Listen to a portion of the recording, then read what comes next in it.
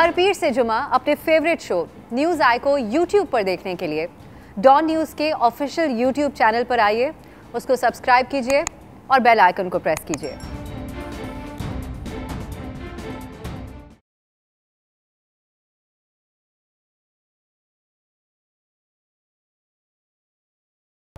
अस्सलामुअलैकुम, मैं हूं अफसा कोमल। पीटीआई जब से इक़्तिदार में आई है, इंतखाबी इस्लाहात और ख़ास तौर पे इस्लाहात में भी ईवीएम और ओवरसीज़ का जो वोट है इसके हवाले से बहुत ज़्यादा कोशां रही है, लेकिन अपोजिशन ने इसकी जो ईवीएम है इसकी सख्त मुखालफत की और ओवरसीज़ के वोट के हवाले से भी सवालात उठाते रहे और फिर इलेक्शन कमीशन की तरफ से बाकायदा तौर पर तहफ़्फ़ुज़ात का इजहार किया गया।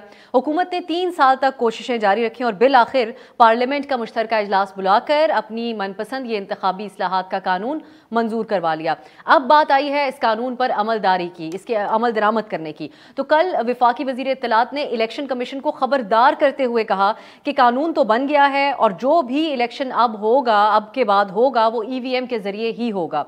इसी सिलसिले में आज ये भी बात की गई कि बल्दियाती इंतखाबात जो हैं आने वाले, उसके हवाले से कह दिया गया कि ईवीएम के तहत ही करने होंगे। हुकूमत ईवीएम के बगैर इलेक्शन न करवाने की सूरत में कल फवाद चौधरी साहब के मुताबिक इलेक्शन कमीशन को फंड्स जारी नहीं करेगी।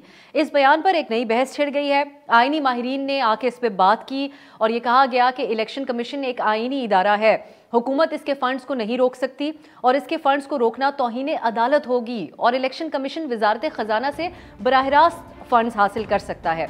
लेकिन फवाद चौधरी साहब ने वाज़े तौर पे कल ये बात कही कि इंतखाबी इस्लाहात का कानून पास हो चुका है, अगर कोई इसकी खिलाफ वर्जी करेगा तो यानी वो कानून की खिलाफ वर्जी कर रहा होगा। इलेक्शन कमीशन ने फवाद चौधरी के ये जो अभी कल वाला बयान है, जो हुकूमत इसके ऊपर अपना मौक़िफ़ अपना रही है, उस पर कोई रद्द अमल नहीं दिया रिसेंटली, लेकिन इससे पहले वो इस बारे में बात एतराज़ात अपने ये ईवीएम का कानून पास होने के इलेक्शन रिफॉर्म्स का, इससे पहले वो एतराज़ात अपने तफसीली तौर पे सामने रख चुके हैं। प्रोग्राम में उनका भी जिक्र करेंगे।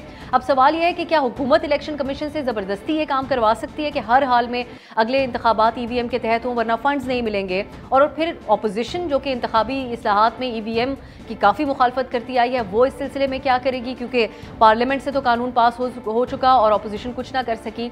दूसरी तरफ विफाकी वज़ीर दाखिला का बड़ा दिलचस्प आज का बयान है। शेख रशीद साहब ने कहा कि ओवरसीज़ पाकिस्तानी जो है वो पीटीआई को वोट देंगे तो फिर अपोजिशन एक बार धांधली का इल्ज़ाम लगाएगी। लेकिन दिलचस्प बात उन्होंने ये कही कि 80 इंतखाबी हलकों में ओवरसीज़ पाकिस्तानियों का जो वोट होगा वो फैसला कौन होगा। तो इस पर सवाल ये है कि शेख साहब जो है वो कैसे 2 साल पहले इंतखाबात से कह सकते हैं कि सारे ओवरसीज़ पाकिस्तानी पीटीआई को ही वोट देंगे।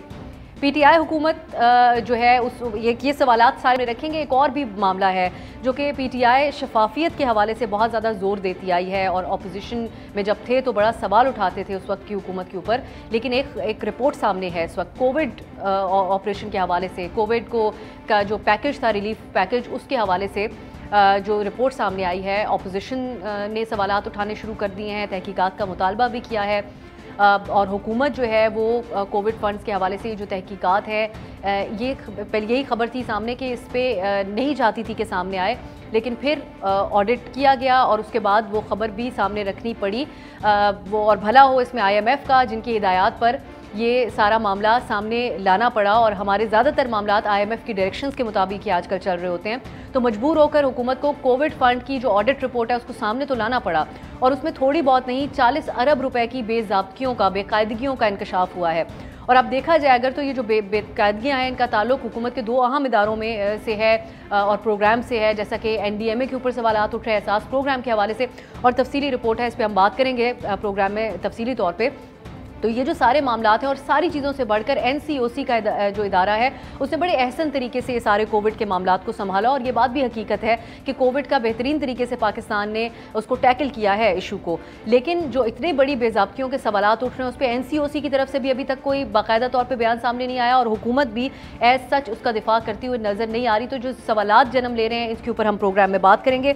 हमारे साथ नून लीग के रहनुमा और chairman public accounts committee Rana Tanveer Hussain साहब हैं, तहरीक इंसाफ की रहनुमा अंदलीब अब्बास साहिबा है। बहुत शुक्रिया आप दोनों का।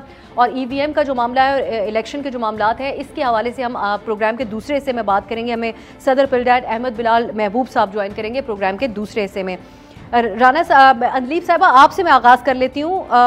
यही जो रिपोर्ट है, ऑडिट रिपोर्ट है, इसके ऊपर बहुत ज़्यादा बात हो रही है कि एक तो पहले सामने नहीं आना था, मजबूरन IMF की वजह से सामने तो लानी पड़ी, लेकिन कल कुछ बात फवाद चौधरी साहब ने की मुख्तसरन, लेकिन हुकूमत ने कोई ऐसा सच वजाहत इसके ऊपर नहीं दी। 40 अरब रुपए का मामला है, तो कितना संजीदा ले रही है हुकूमत इस रिपोर्ट को? शुक्रिया अफसर। पहली बात तो ये कि बड़ी अच्छी आपने ये बात की है, क्योंकि ये जो रिपोर्ट थी ये एक तो पब्लिक हो चुकी है। दूसरी बात ये है कि इसके अंदर जो पैरास थे रिलेटेड एक्सपेंडिचर के, उसको IMF ने अभी जब हमारा रिव्यू हो रहा था उसको बहुत ऑब्वियसली IMF ने भी उसको फाइनेंस किया था, तो IMF ने बहुत स्ट्रिक्टली इसको रिव्यू किया है और उन्होंने इस पे सेटिस्फैक्शन वाज द IMF, मैं आपको पढ़ के सुना रही हूँ, the IMF was fully satisfied that there was no case of fraud and embezzlement. Majority of the paras and observations included shortcomings. उन्होंने कहा कि हमने shortcomings बताई हैं कि जो इनमें कमियां थी। फ्रॉड और एम्बेजलमेंट बिल्कुल नहीं है, ये IMF के कमेंट्स हैं और ऑब्वियसली पैसा उन्होंने दिया था, तो ऑब्वियसली वो ऐसे लोग ऐसे हैं जिनको ज्यादा इस चीज का रिव्यू उन्होंने एक एक पैसे का लेकिन किया। ये सवाल तो अंदलीब साहबा ये सवाल तो उठेगा कि 1 अरब 40 करोड़ रुपए मालियत के खराब घी और खुर्दनी तेल की खरीदारी इसके अंदर शामिल है। यूटिलिटी स्टोर्स कॉरपोरेशन की जानिब से चीनी, घी, गंदम और आटे की खरीदारी में 5 अरब 24 करोड़ रुपए की बेज़ाब्तियों की निशानदेही। तो इसको आप लोगों ने किस तरह इसका दिफा किया है, जस्टिफाई कर रहे हैं इसको? देखिए IMF जो है ना, आप खुद ही कहते हैं कि IMF जो है वो एक टेडी पैसा नहीं छोड़ती। अगर IMF ने ये सारा रिव्यू किया है और उसको सेटिस्फैक्शन करार दिया है, तो मेरे और आपकी तो गुंजाइश नहीं रह जाती ना। आपको पता है कि IMF ने पूरा रिव्यू के अंदर टाइम लगाया, एफर्ट लगाया, वो मीख निकाली, हर चीज इधर उधर सारी की, पहली बात। दूसरी बात, जो सोशल जो एहसास प्रोग्राम था वो तो सारी दुनिया में वर्ल्ड बैंक ने कहा है कि चौथा सबसे अच्छा ट्रांसपेरेंट प्रोग्राम था। आप देखें कि सबसे ज्यादा उसमें सिंध ने बेनिफिट किया है और एक बंदा एक पैसे का नहीं कह सका कि जो उसमें कुछ हुआ है। आपको याद होगा ये वही बेनजीर इनकम सपोर्ट प्रोग्राम है जिसमें 8 लाख बोगस बंदे निकले, और आपको पता है कि वो जो चेयरपर्सन थी उस वक्त फरजाना राजा, उनको नैब का केस हुआ 1.5 अरब रुपए की करप्शन के ऊपर। जी मैं राना साहब की तरफ जाऊंगी। राना साहब, अब ये हुकूमत का मौकिफ है, वो कहते हैं कि IMF ने तो उस पर इत्मीनान का इजहार किया, लेकिन आप लोगों की जमात की तरफ से भी इसकी तहकीकात का मुतालबा किया जा रहा है, तो आप समझते हैं कि इत्मीनान बख्श है ये रिस्पॉन्स हुकूमत का इस पे? देखें अब्सार, मैं तो आपको बात बताऊं कि मंदलीब साहबा जो कह रही हैं, IMF को पहले भी मेरा हाल ये बहुत नौजबिल्ला ये इन्होंने क्या पोजीशन दी हुई है कि IMF ने क्या दिया। IMF कोई खुदा न खास्ता नौजबिल्ला खुदा नहीं है कि उन्होंने जो कह दिया हरफ आखिर है। हमने अपने मामला खुद देखने हैं। एक चीज़ सामने आई है, उसको बगैर इन्होंने भी कैबिनेट में, मैंने पढ़ा अखबार में कि कैबिनेट में फैसला किया कि इसकी तहकीकात कराई जाए। अगर IMF का इनका इतना ही वो किबला है जो कि है इनका, अभी आपको पता जो 3 साल में इन्होंने गोल खिलाए हैं IMF के जरिए, तो वो मेरा ख्याल है फिर तहकीकात इनकी अपनी कराने की। कल जो कैबिनेट में जो मैंने पढ़ा है वो तो जो रिपोर्ट हुआ है, तो उसमें तो जरूरत ही नहीं थी फिर तहकीकात गवर्नमेंट के कराने की, कि उन्होंने खुद कहा कि हम तहकीकात कराएंगे। लेकिन जहां तक कोरोना फंड का तल्लक है, मैं आपके सामने कह रहा हूँ दलीप साहब, सुन लें कि उसमें एम्बेजलमेंट या फ्रॉड हुआ है या करप्शन हुई है या नहीं हुई, वो तो देखेंगे हम भी। लेकिन ये बात बिल्कुल मैं आपको बता रहा हूँ दुरुस्त है कि उसकी जो यूज था उसका, जिस तरह होना चाहिए था उस फंड का, उस तरह नहीं हुआ। क्योंकि ये तो 40 अरब की बात कर रहे हैं, मैं 1200 अरब जो एक हुआ था, हमारे पास पैसा आया था मुख्तलिफ जरिए से, वो 1200 अरब की हमने जब खुद मांगी उसकी तफसील, तो उस पे जो रेलिवेंट अदारे थे वो आए, और सेक्रेटरी फाइनेंस जो है इनके इस वक्त भी वो आए और उन्होंने हमें एक ब्रीफिंग दी और स्लाइड पेश की, और उसमें 1200 का जिस तरह लिखा हुआ था, आगे पैसे कहाँ से आए, अमाउंट और पर्पस ऑफ यूज, जो जिस पर्पस के लिए आए थे वो भी लिखा हुआ था, और वो उस एजेंसी का नाम भी था जिसने पैसे दिए। और वो जो पैसे की तकसीम हुई है 1200 अरब की, वो उस के मुताबिक नहीं थी जिसके लिए वो पैसे गवर्नमेंट ऑफ पाकिस्तान को दिए गए। वो मुख्तलिफ मिनिस्ट्रियों में पैसे चले गए और जो कोरोना रिलेटेड पैसे थे वो 1200 से सिर्फ 20 बिलियन के करीब वो हमने जो देखा, क्योंकि ज्यादातर जो पर्पस था 99% वो यही था कि ये कोरोना रिलेटेड रिसर्च की जाएगी, वैक्सीन जो यहाँ MAS कर भी रहे हैं, और उसके बाद ये भी पर्पस था कि जो हमारे फ्रंट लाइन के हेल्थ वर्कर हैं उनको रिस्क अलाउंस और उनको भी पैसे दिए जाएंगे। नेचुरली वो अखबारों में पढ़ते रहे हैं जी। लेकिन हमने कहा कि वो बेचारे इलाज कर रहे हैं, तो वो जो चीजें होनी वैक्सीन खरीदने के लिए भी थे, लेकिन इन्होंने यूटिलिटी स्टोर को दे दिए, इन्होंने FPR को दे दिए, इन्होंने बहुत सारे इदारों को, मुख्तलिफ इदारों को दे दिए, जिसका आपने भी जिक्र किया है कि चीनी और आटा खरीदने के लिए दे दिए। तो मैं जो 50 अरब का ईयर मार्क किया था इन्होंने यूटिलिटी स्टोर को, जो अभी बात हुई है वो 10 अरब रिलीज किए हैं इन्होंने यूटिलिटी स्टोर को आउट ऑफ 50 बिलियन।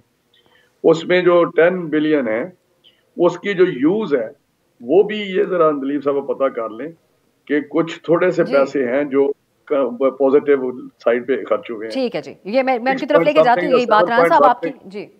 मैं मेरी बात सुने, 7 पॉइंट समथिंग या 6 पॉइंट समथिंग बिलियन तनख्वाहों पे दे दिए यूटिलिटी स्टोर में, समथिंग क्या किया उन्होंने। तो ये मेरा तहकीकात खुद भी कर रहे हैं, हम भी करेंगे। इतनी स्वीपिंग स्टेटमेंट जज्बात में देने की जरूरत नहीं है।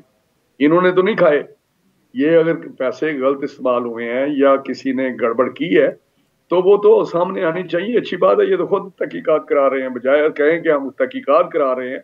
इन्होंने IMF को पेश कर दिया, ये तो एक ऐसी इन्होंने टैग लगाया हुआ है अपने ऊपर, टच मी नॉट। ये PTI वाले जो है ना, टच मी नॉट। भाई आप इस तरह को सुपर इंसान नहीं है आप, खुदा के लिए आपसे भी गलतियां होती हैं, आप भी नीचे आप नहीं कर रहे, नीचे एक सिस्टम है। मैं एक मिसाल, यूटिलिटी स्टोर वाले हैं, अगर वहां दारा कोई गड़बड़ कर रहा है आप तो नीचे नहीं देख रहे कि गली में क्या हो रहा है। ये समझे गली में कोई गड़बड़ हो गया है, किसी एहलकार ने, क्लर्क ने भी कर दिया है, वो कहते नहीं नहीं नहीं नहीं नहीं उसको मत बात करें हमारी।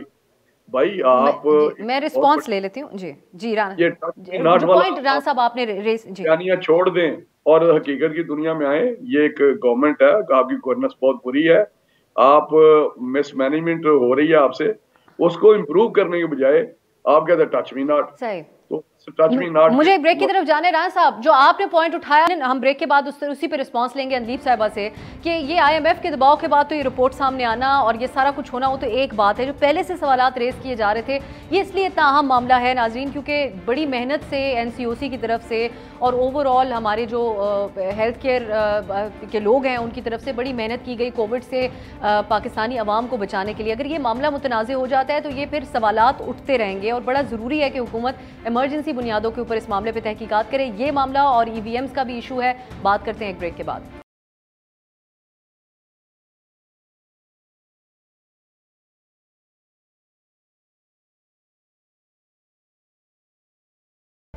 ब्रेक के बाद खुश आमदीद। अंदलीप साहब आप रिस्पॉन्स अपना दे दें, राना साहब ने जो बातें की ब्रेक से पहले उसके ऊपर फिर हम बात करेंगे EVM और इंतखाबी इस्लाहात के मामले पे। अब एक बात यह है कि रिपोर्ट आपकी है, मेरी तो है नहीं, या ऑपोजिशन की भी नहीं है, ऑडिटर जनरल की रिपोर्ट है। हमें वाज़ेह तरफ से तरीके से वजाहत नहीं नजर आई और उसका नतीजा ये होगा कोविड का एक और वेरिएंट आ चुका है। NCOC की अभी तक जो खिदमात हैं इस हवाले से, उनके ऊपर बहुत ज़्यादा सवालात उठ जाएंगे और राना साहब कह रहे हैं कि निशानदेही पहले भी होती रही इस हवाले से। देखिए, सबसे पहली बात तो यह है कि ये वो इमरजेंसी फाइनेंसिंग थी जो कोविड के लिए दी गई थी बाय IMF, ठीक है। ऑडिटर जनरल ने जो सारी ओवरऑल रिपोर्ट की उसके अंदर ये भी रिपोर्ट शामिल थी और ये रिपोर्ट ऑलरेडी जो थी वो वेबसाइट पे लग चुकी थी, पब्लिक हो चुकी थी। सो इसलिए IMF की बात इसलिए की जा रही है क्योंकि ये पैसे वहां से आए थे इमरजेंसी रिलीफ फंड के तौर पे और उनको ऑडिट करवाना था। अब ऑडिट होके जब ये रिपोर्ट, अभी 6 रिव्यू, आपको पता है कि अभी कोई उन्होंने 4-5 महीने लगाए हैं IMF ने, उन्होंने हर चीज को ये क्या वो क्या हर चीज छानी है। जैसे कि 18 दफा, जिसमें से 6 दफा ये नून लीग की हुकूमत भी IMF के पास जाती रही है, तो IMF उसके ऊपर बहुत सारे कमेंट्स देते हैं क्योंकि पैसे जो थे उन्होंने इमरजेंसी रिलीफ फंड के लिए दिए थे। अब उन्होंने कह दिया कि सेटिस्फाइड है।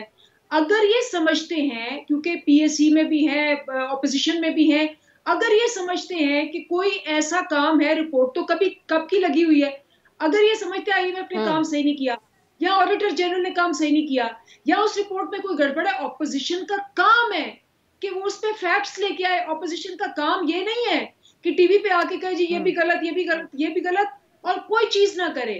राइट फ्रॉम द धांधली इलेक्शंस, जब इन्होंने कहा था कि व्हाइट पेपर लिखेंगे एविडेंस के साथ, आज एक एक करके, लेकिन अंदीप साहब हुकूमत का भी, ऑपोजिशन का तो जो काम है वो हम उससे पूछ लेते हैं सवाल, लेकिन हुकूमत का भी तो काम है कि एक एक बेज़ाब्ती जिसकी निशानदेही की गई अगले ही दिन आके प्रेस कॉन्फ्रेंस की जाती है कि पूरा एनसीओसी मुतनाज़ हो रहा है, पूरा ऑपरेशन जो कोविड को, एक कल आपके काबीना के इजलास के अंदर ये कहा गया कि ज्यादातर चीजों पर इख्तलाफ हुआ और कहा गया कोविड के मामले के ऊपर अच्छी हैंडलिंग की हुकूमत ने। आपके अपनी काबीना में महंगाई और इन सब चीजों के ऊपर अरकान की तरफ से एहतजाज किया गया। राना साहब, आप लोग फैक्ट्स लेकर आ जाएं, अंदलीप साहबा कह रही हैं, तो आप लोग दूसरी तरफ से फिर इसके जवाबी एक प्रेस कॉन्फ्रेंस कर दें ये सारे फैक्ट्स लेके आके।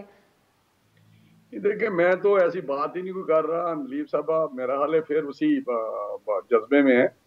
हम तो कह रहे हैं कि चीज सामने आई है, लेकिन ये ना करें कि आईएमएफ ने जो कह दिया है, हमने एक हमारा अदारा है ऑडिटर जनरल पाकिस्तान का, एक जिम्मेदार अदारा है, अगर उन्होंने कोई इरेगुलरिटी या फाइनेंशियल इंडिसिप्लिन की बात की है, वो जब हमारे सामने बात हम कर रहे हैं, उसको चेक कर रहे हैं, जब आएगी और वो हर पहलू पे बात होगी, जहाँ तक पीएससी का तल्लुक है वहाँ पे ऑडिटर जनरल पाकिस्तान का जो एक्सप्लेन करेंगे कि हमने क्यों ये सारा समझते हैं रेगुलरिटी थी या फाइनेंशियल इंडिसिप्लिन या पेपरा रूल्स को वायलेट किया गया है। दूसरी तरफ वो अदारे हैं जिन्होंने यूज किया है, वो बताएंगे जी इमरजेंसी थी या क्या है। और अगर हम समझा कि नहीं वाकई इसमें कोई ऐसी चीज नहीं है या जो ये बात कर रही है, लेकिन आउटराइटली जिस तरह ये सपोर्ट शुरू कर देते हैं अपने मामला को, ये भाई आपके मामला इससे ज्यादा बेहतर होंगे अगर आप इसको इस अंदाज से लें कि ठीक है चीज सामने आई है, हम भी एज ए गवर्नमेंट, पहली जिम्मेदारी तो गवर्नमेंट की है, तो उसके बाद दूसरे जो भी फोरम है या अपोजिशन उस पर पॉइंट आउट जरूर करते जो हमारे पास इंफॉर्मेशन आती है एज ए अपोजिशन, तो वो इनके पास जो है ये तहकीकात कराते हैं। इन्होंने खुद भी अनाउंस किया है, पता नहीं अगर इन्होंने वाकई किया है तो तहकीकात ये भी कर रहे हैं, हम भी करेंगे।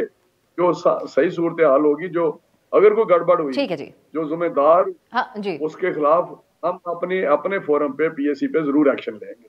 अगर ना हुई जरूर तो करेंगे, ठीक है जी। शाबाश अगर मिनिस्ट्री को या अदारों को शाबाश भी दिया कि आपने बड़ा अच्छा काम किया। तो ये कोई ऐसी बात नहीं है जिसको ये दिल पे लगा लेते हैं, हाय हमारे मतलब कुछ बात होगी। भाई आपको नहीं आपसे संभाला जा रहा, ये आप क्यों उसको अपने ऊपर ले लेते हैं। करता कोई है नीचे के, कोई किसी अदारे में किसी नीचे बंदे ने करप्शन की है तो ये अपने ऊपर ले लेते हैं कि पता नहीं ये हमने करप्शन कर ली है। ठीक है, तो मैं दूसरा मौजू भी ज़ेरे बहस लाना है। राना साहब आप साथ ही वो एक जो होता है चोर खाब का खटका को पड़ा रहता है, क्योंकि हमें चोर कहा जा रहा है, आपका चोर बनने की कोशिश करते हैं। अंदलीप साहिबा, आप अपना कमेंट कीजिएगा इसके ऊपर। अब इलेक्शन कमीशन के साथ आपकी हुकूमत के जो मामला चल रहे हैं, उसको इलेक्शन कमीशन को आग लगा देनी चाहिए, इस किस्म की भी बातें की गई। बड़ा इख्तलाफ आप लोगों के दरमियान रहा जब उनकी तरफ से इसके ऊपर तहफ़्फ़ुज़ात का इजहार किया गया। ईवी और फवाद चौधरी साहब ने तो माफ़ी भी मांग ली इलेक्शन कमीशन से, उनको अपोजिशन का अलाकार कहने पर। लेकिन अब आप लोग ईवीएम के मामले के ऊपर उनको पाबंद कैसे कर सकते हैं? ये तो इलेक्शन कमीशन जो एक आज़ाद इदारा है उसको दबाव में लाने के मुतरादिफ है। कैसे होंगे शफाफ इंतखाबात?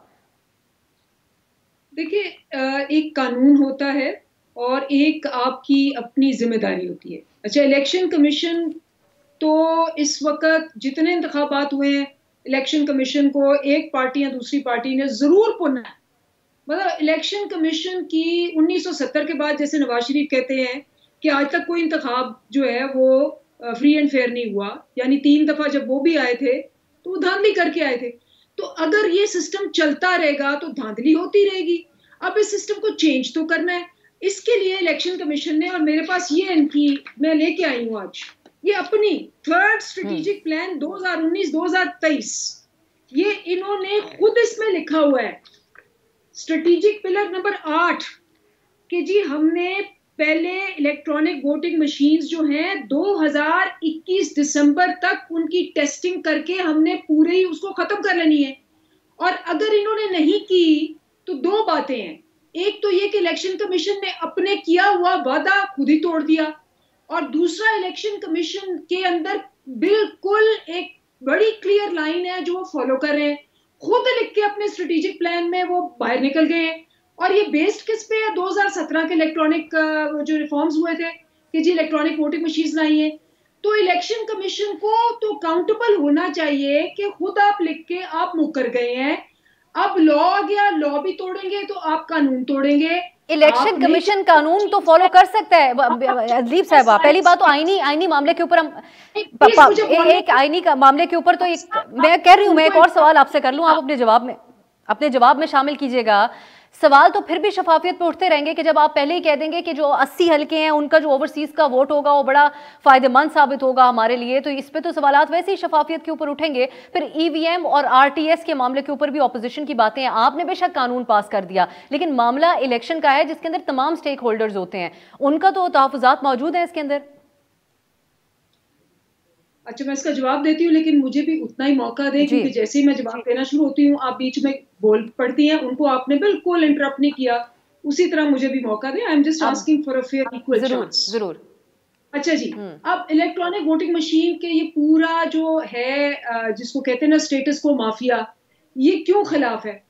क्योंकि ये जो कहते थे, फॉर एग्जाम्पल ये कहते हैं जी धुंधा आ गई, बंदे गायब हो गए, ये गायब हो गए, वो इलेक्ट्रॉनिक वोटिंग मशीनों में नहीं हो सकता। वोट जाया नहीं कर सकते, इजाफी वोट नहीं दे सकते, वोट गायब नहीं कर सकते, वोटिंग के अमल को सुस्त नहीं कर सकते, प्री पोल रिगिंग तो होगी ना, फिर भी ठप्पे नहीं लग सकते फॉर्म 14 में, और 5 बजे रिजल्ट आ जाएगा। ये सारी ऑब्जेक्शंस जो हैं, ये सारी ऑपोजिशन पार्टीज इन पे ऑब्जेक्शंस करती हैं, जिसका हल है इलेक्ट्रॉनिक वोटिंग मशीन। अब ये स्टेटस को है सारा कि इन्होंने ना तो खुद कोई सजेशन दी है और ना अपने 30 साल में कोई चेंज लाए हैं।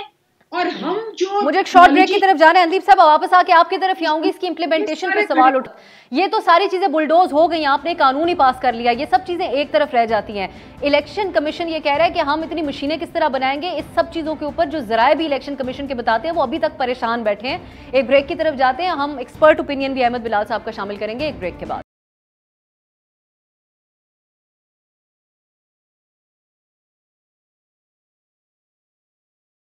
ब्रेक के बाद खुश आमदीद। अब हुकूमत तो हर हाल में ये करने जा रही है और वो पेशगी ये बात भी कर चुके हैं कि ओवरसीज का वोट भी बड़ा फायदेमंद होगा। आप लोगों के लिए कितनी ये खतरे की बात है, क्योंकि हुकूमत कहती है कानून है और इसके खिलाफ कोई भी नहीं जा सकता।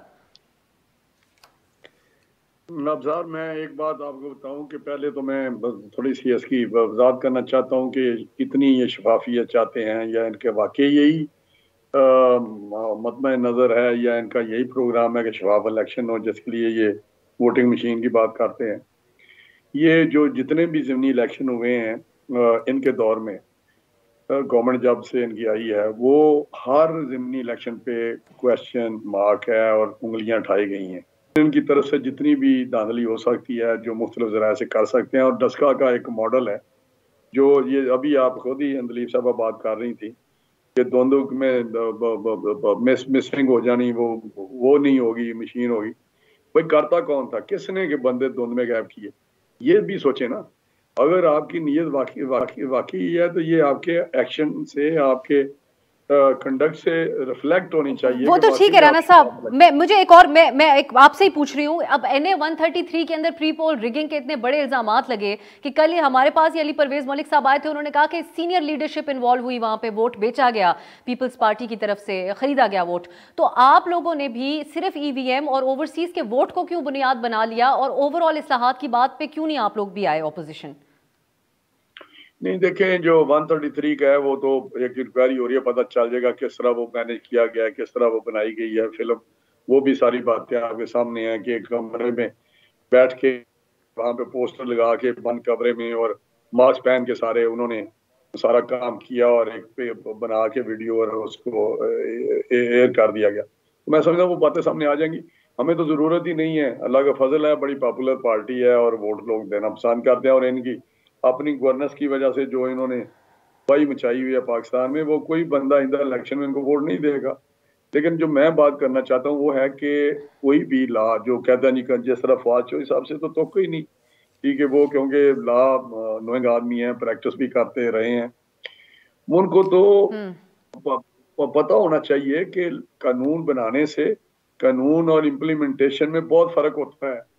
बहुत सारे कवानीन ऐसे हैं अलमारियों में पड़े हुए जो पार्लियामेंट ने पास किए हुए हैं या प्रोविंशियल असेंबली ने पास किए हैं, उन पे जितना अमल होता है वो भी।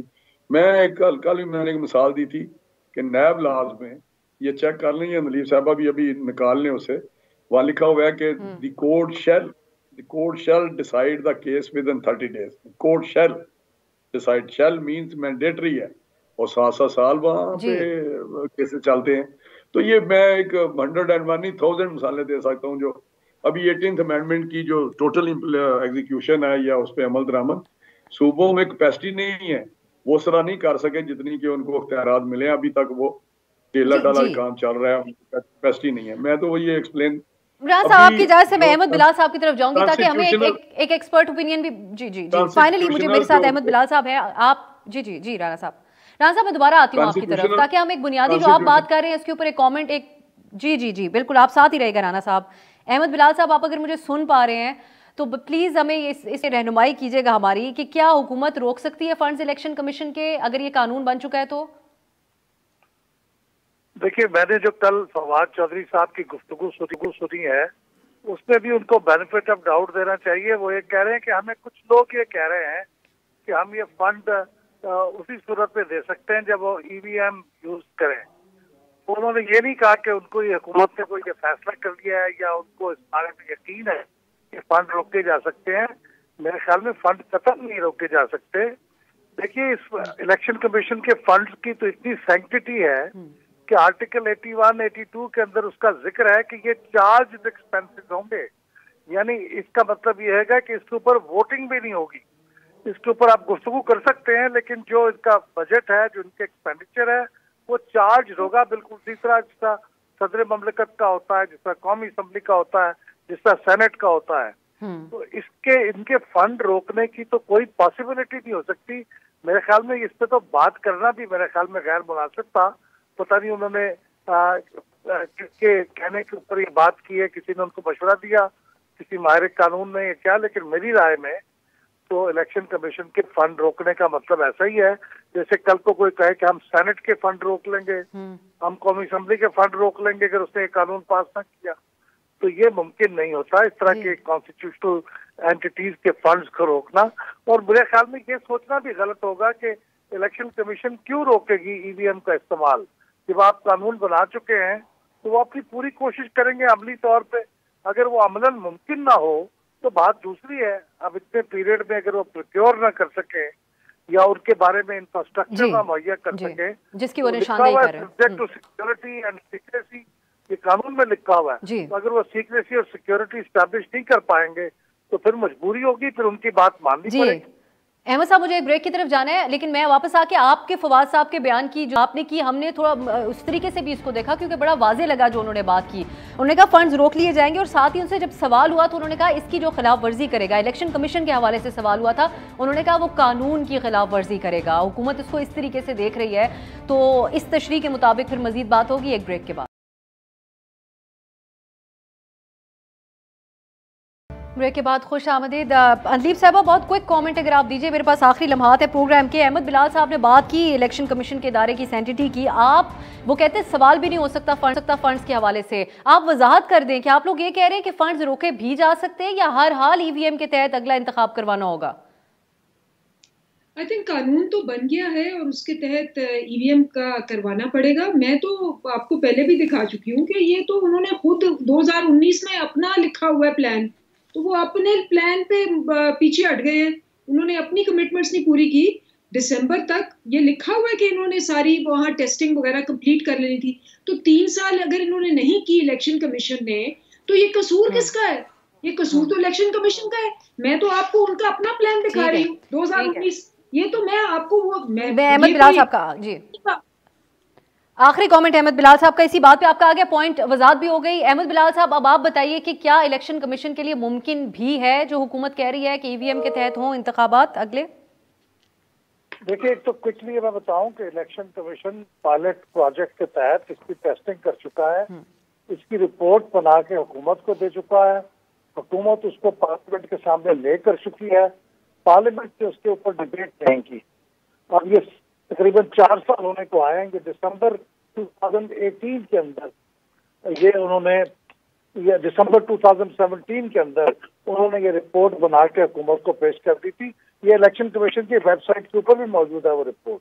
तो अब ये असेंबली को डिबेट करना थी, इलेक्शन कमीशन ने नहीं इसको रोका, अगला स्टेप असेंबली ने बताना था और असेंबली ने उसको डिबेट नहीं किया, लेकिन ये फैसला कर लिया उन्होंने, एक एक्ट पास कर लिया। अब ये एक्ट हर एक पे बाइंडिंग है, इलेक्शन कमीशन पे भी बाइंडिंग है।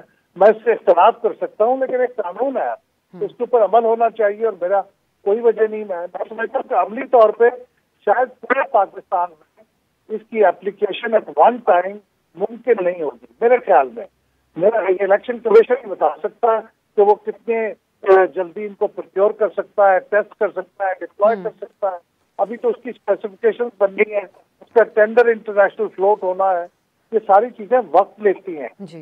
तो इलेक्शन कमीशन बता सकता है। मेरे अंदाजे के मुताबिक कि पूरे पाकिस्तान में एट वन टाइम, दुनिया में कभी इतनी बड़ी तादाद में एट वन टाइम ये डिप्लॉय नहीं हुए और हमारे यहाँ भी होना मुश्किल होगा। जिस जल्दी में हुकूमत करना चाह रही है मुश्किल ही लगता है। आपको भी अहमद बिलाल साहब बहुत शुक्रिया, आपका भी अंदलीब अब्बास साहबा आपका भी, और राना तनवीर हुसैन साहब आपके वक्त का भी बहुत। नाज़रीन, गुफ्तगू आपने सुनी, ये मामला है, कानून तो मौजूद है लेकिन ये मुमकिन होता हुआ नजर नहीं आता। लेकिन हम इंतजार करेंगे कि इलेक्शन कमीशन का जो कल हुकूमत की तरफ से काबीना इजलास के बाद बात की गई, उनका क्या इलेक्शन कमीशन का बाकायदा इसके ऊपर रद्द अमल सामने आता है। आज के लिए इजाजत दीजिए, खुदा हाफिज।